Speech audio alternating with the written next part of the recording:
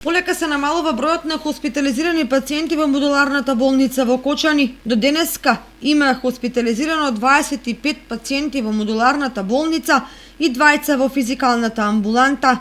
Ноќеска починаа 2 пациенти поради компликации од вирусот, информираше директорот на Општа болница со проширена дејност Кочани, доктор Александар Серафимов.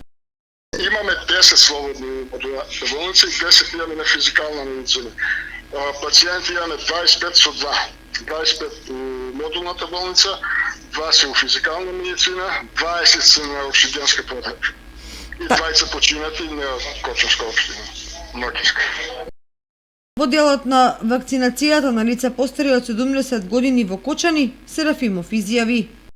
Вакцинацијата тече по како што се матичните, како што ги јавуваат пациентите, така и тече.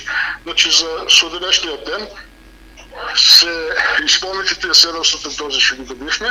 Од следниот ден гледам има па едно 50 запишани. Значи стигнуваат нови вакцини. Инаку во моментот во Кочани има 294 активни случаи на COVID-19 според последниот извештај на Министерството за здравство.